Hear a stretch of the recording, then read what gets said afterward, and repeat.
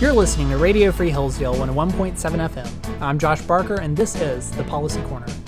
The August recess is coming to a close as members of Congress prepare to head back to D.C. As they get back to work in the coming days, we can expect to see a return to policy debates very soon. One debate that was prevalent throughout the summer, before the recess, was Medicaid expansion. And that's why today we're going to take a look at H.R. 3961, the Cover Now Act, and Senate Bill 2315, the Medicaid Saves Lives Act. In order to understand these bills, we need some context. Back in 2010, Congress passed the Affordable Care Act, also known as Obamacare. One of the components of ACA was Medicaid expansion. Medicaid is a program that's been around since 1965. It's a joint effort between states and the federal government to provide health care coverage for low-income individuals not eligible under the federal Medicare program, which is for individuals 65 and older.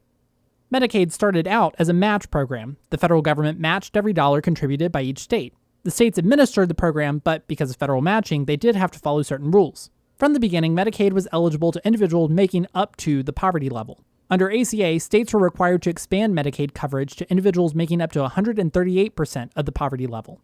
In 2020 numbers, the poverty level for a family of four was $26,200, and 138% is $36,000.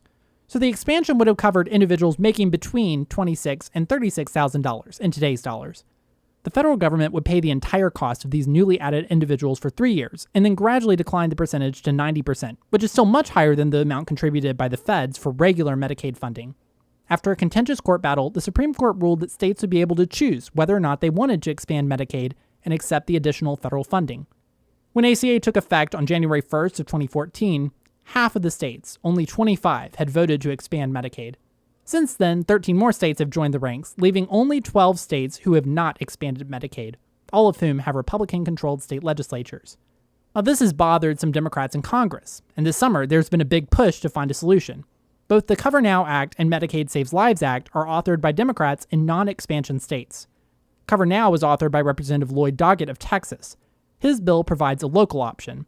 It would allow individual counties or municipalities in non-expansion states to set up a Medicaid program to cover individuals making between 100% and 138% of the poverty level, people who would, under expansion, be eligible for Medicaid. It would give those municipalities the same offer made to the states, 3 years fully funded, and then federal funding of 90% for the program. Medicaid Saves Lives is authored by Georgia Senator Raphael Warnock. It provides a federal option. It would set up a federal public option health plan for individuals newly eligible under Medicaid expansion in non-expansion states. This Medicaid lookalike program would be fully funded by the federal government while also increasing the incentives for states to adopt expansion, hoping that they would, by providing 10% additional funding for the state's entire Medicaid program for 10 years, in addition to the previously offered coverage for expansion costs. However, Representative Doggett is pretty skeptical of Warnock's plan.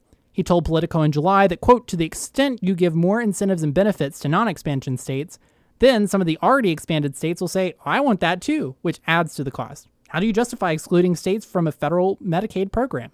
The cost is usually a big concern when it comes to Medicaid expansion. Some Republicans, such as Georgia Governor Brian Kemp, have tried to expand Medicaid while mandating a work requirement to cut down on some of the costs, but this has so far failed because the Biden administration refuses to approve these program requirements. Another concern, especially with federal public option, is increased government control in the healthcare sector. There's so much more to this debate, but that's all the time we have for now. Thanks for tuning in to Radio Free Hillsdale 101.7 FM.